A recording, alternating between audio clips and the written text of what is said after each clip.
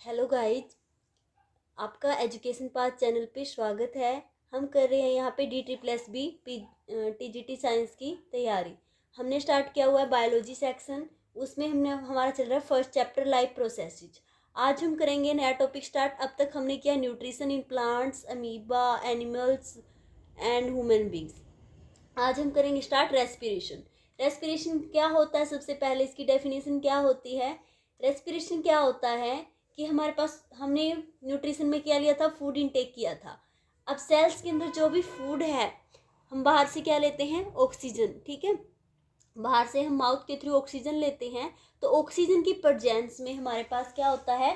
Food का break down होता है और हमें क्या मिलती है? एनर्जी। इसलिए तो हम खाना खाते हैं, तब हमें क्या मिल जाती है? एनर्जी।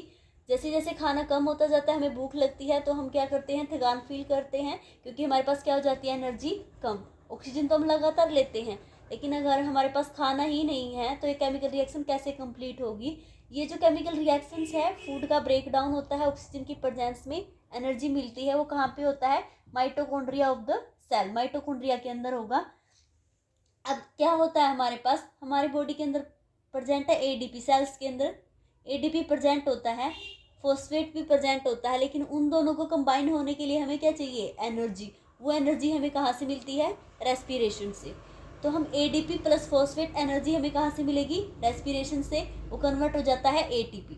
ठीक है, इसको हम एनर्जी करेंसी बोलते हैं। एटीपी को ये किसके अंदर बन रही है? माइटोकॉन्ड्रिया के अंदर। इसलिए माइटोकॉन्ड्रिया को क्या बोलते हैं? Powerhouse of the cell. अब हमारे पास एटीपी बन जाती है। अब सेल को अगर एटीपी की स्टोर करके रख लेते हैं, अगर किसी भी सेल को जरूरत पड़ती है एटीपी की, तो एटीपी का ब्रेक डाउन वाटर की प्रेजेंस में होता है और वो एडीपी में कन्वर्ट हो जाता है और हमें क्या मिल जाती है? एनर्जी। तो एटीपी को बनने के लिए फॉस्फेट और एनर्जी की जरूरत होती है, और ब्रेक डाउन होने के लिए इसका हम क्या कर देते हैं? हाइड्रोलाइसिस। हमें मिल जाती है एनर्जी। दोबारा फिर ये एटीपी में कन्वर्ट होता रहता है। तो सेल के अंदर ये प्रोसीजर चलता रहता है। अब जो रेस्पिरेशन होता है वो दो टाइप्स का होता है, एरोबिक रेस्पिरेशन, एनारोबिक रेस्पिरेशन। जैसे कि हमें नाम से ही पता चल रहा है एरोबिक, इसमें हमारे पास ये क्या होता है? ऑक्सीजन की प्रेजेंस में होता है। एनारोबिक होता है हमारे पास ऑक्सीजन की अब्सेंस में। अब हमारे पास क्या होता है? खाना हमने जो लिया है वो शुगर, ठीक है, ग्लूकोज। ग्लूकोज का ऑक्सीजन की प्रेजेंस होगी, तो उसको बोलेंगे हम एरोबिक रेस्पिरेशन। ग्लूकोज ऑक्सीजन की प्रेजेंस में साइटोप्लाज्म के अंदर किस में कन्वर्ट हो जाता है? पायुर्वेट में। ठीक है, ये एक बीच में प्रोडक्ट बनता है हमारे पास, पायुर्वेट, या बोल सकते हैं पायरुविक एसिड। पायुर्वेट और थोड़ी सी हमें क्या मिल जाती है? एनर्जी। उसके बाद इसको दोबारा फिर हमें ऑक्सीजन मिलती है, तो ऑक्सीजन मिलेगी माइटोकॉन्ड्रिया के अंदर, तो ये बनाता है CO2, वाटर और एनर्जी। जो CO2 बाहर निकालते हैं, वाटर और एनर्जी। ये हमारे पास जो रिएक्शन है, ये हमारे पास है एरोबिक की। ये दोनों जो रिएक्शन है ये ऑक्सीजन की एब्सेंस में होती है। यहाँ पे अगर थोड़ी बहुत ऑक्सीजन तो मिल जाती है, ग्लूकोज से पायरुवेट में कन्वर्ट हो जाता है, लेकिन ऑक्सीजन की अगर हम एब्सेंस कर देते हैं, अगर हमारे पास है मसल सेल्स के अंदर, तो ये कन्वर्ट हो जाता है लैक्टिक एसिड के अंदर।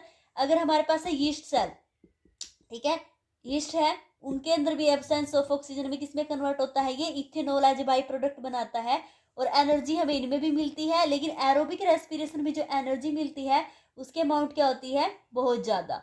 ठीक है, इसमें हमारे पास लैक्टिक एसिड बनता है मसल्स के अंदर, और इथेनॉल किसके अंदर बनता है? यीस्ट के अंदर। ठीक है, तो ये हमारा था क्या? रेस्पिरेशन। रेस्पिरेशन के बाद हमारे पास एक इम्पोर्टेंट टर्म आती है, रेस्पिरेटरी क्यूसेंट।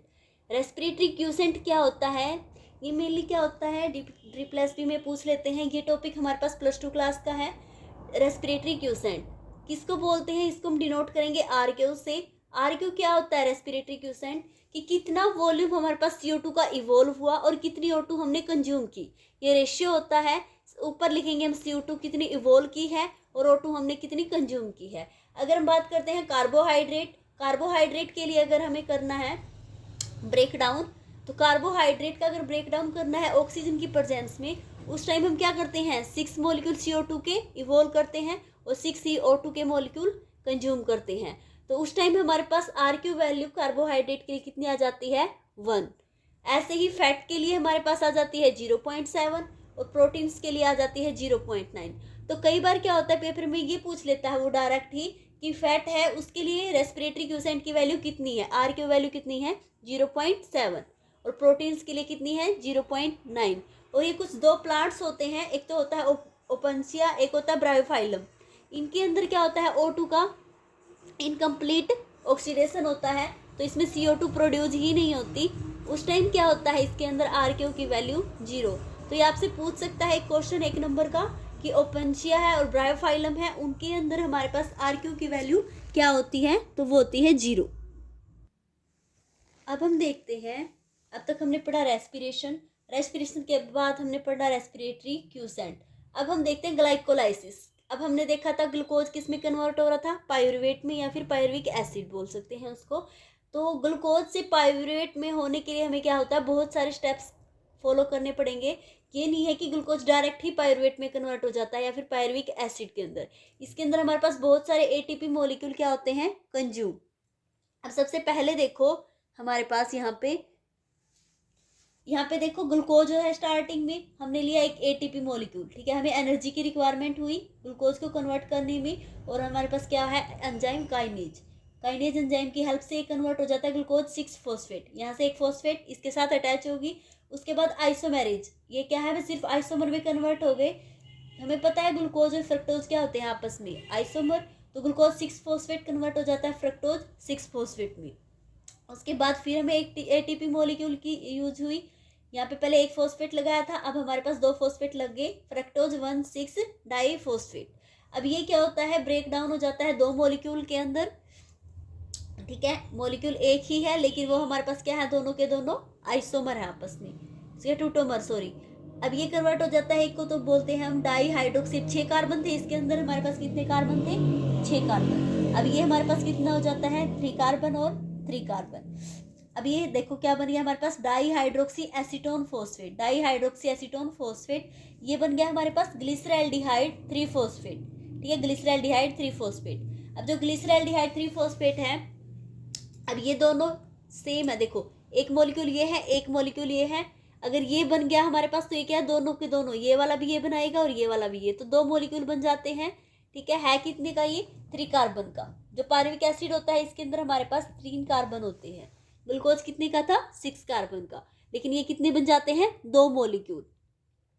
अब ग्लिसरैल्डिहाइड 3-फॉस्फेट है, इसका क्या हो जाता है, ऑक्सीडेशन हो जाता है, और हमारे पास बन जाता है 1,3 डाईफॉस्फोग्लिसरिक एसिड। और यहाँ पे हम यूज करते हैं 2 NAD के मॉलिक्यूल, NAD, वो कन्वर्ट हो जाते हैं 2 NADPH, ठीक है। इसका क्या हो गया, ऑक्सीडेशन, और कन्वर्ट हो गया ये 1,3 डाईफॉस्फोग्लिसरिक एसिड। ये 2 मॉलिक्यूल हैं। फिर यहाँ पे ये 2 मॉलिक्यूल हैं, ये ADP आया, यहाँ से देखो 2 फॉस्फेट थी, 1,3 डाई, यहाँ से एक फॉस्फेट रिमूव हो जाती है, तो क्या बन जाता है 3-फॉस्फोग्लिसरिक एसिड। उसके बाद सिर्फ पोजीशन चेंज होती है फॉस्फेट की, यहाँ पे 3 पे थे, यहाँ पे 2 पे, 2-फॉस्फोग्लिसरिक एसिड। यहाँ पे हमारे पास फिर ट्यूटोमेरिज्म शो हुआ, यहाँ पे बन गया फॉस्फोइनोल, ठीक है, इनोल फॉर्म में आ गया ये फॉस्फोइनोल पायरुविक एसिड। यहाँ पे फिर हमारे पास एक इसकी फॉस्फेट रिमूव हो जाती है, ADP कन्वर्ट हो जाता है ATP के अंदर, और बन गया हमारे पास पायरुविक एसिड। तो कितने मॉलिक्यूल बन गए, 2 मॉलिक्यूल, किसके, पायरुविक एसिड के। तो हमारे पास ATP देखो कितने यूज होते हैं, 1 2 हमारे पास यहाँ पे मॉलिक्यूल कितने यूज हुए, 2 मॉलिक्यूल ATP के, ठीक है। और यहाँ पे हमारे पास कितने यूज हुए, यहाँ पे ADP कंज्यूम हुआ है, यहाँ पे ATP कंज्यूम हुआ है। तो लास्ट में देखेंगे, अभी तक हमने सिर्फ ग्लाइकोलाइसिस कितना किया, ग्लूकोज से पायरुवेट में, ठीक है। ये हमारे पास है NAD, ठीक है, NAD। एक NAD हमारे पास होता है, एक NADPH हमारे पास बराबर होता है 3 ATP के। इसमें इतनी एनर्जी होती है अकेले में, ये हमारे पास 3 ATP के इक्वल होता है। तो हम लास्ट में देखेंगे, ये हमारा हाफ है, लास्ट में देखेंगे कि हमारे पास कितने ATP यूज हुए ओवरऑल, ठीक है। यहाँ पे यूज हुए, यहाँ पे कंज्यूम हुए, तो ओवरऑल देखेंगे ग्लूकोज से पायरुवेट में हमारे पास कितने ATP यूज हुए। देखो हमने जो ग्लाइकोलाइसिस है उसमें हमारे पास क्या है, 2 ATP यूज होते हैं। जो फर्स्ट फेज पढ़ा था वो था प्रीपेटरी फेज। ग्लाइकोलाइसिस में 2 ATP यूज हो गए और 2 NADH। एक NADH होता है हमारे पास, वो बराबर होता है 3 ATP मॉलिक्यूल के, तो 2 कितने हो गए, 6 ATP मॉलिक्यूल। तो आपको क्या याद रखना है कि ग्लाइकोलाइसिस जो प्रोसेस थी मतलब ग्लूकोज से पायरुवेट में कन्वर्ट, वहाँ पे हमारे पास कितने मोलिक्यूल बने, एटीपी के 8 एटीपी मोलिक्यूल। अब आगे क्या रिएक्शन होगी, पायरुवेट ऑक्सीजन की प्रेजेंस में किस में कन्वर्ट होता है, CO2 वाटर एनर्जी। ये जो रिएक्शन होती है किसके अंदर होगी, माइटोकॉन्ड्रिया के अंदर। इसको माइटोकॉन्ड्रिया के अंदर पायरुवेट का CO2 में कन्वर्ट होना है, इसको बोलते हैं क्रेब साइकिल। ये हम कल करेंगे। आई होप आपको यहाँ तक समझ में आया होगा। अगर आपको समझ में आया है तो प्लीज़ लाइक और कमेंट जरूर करें and subscribe. Thank you guys.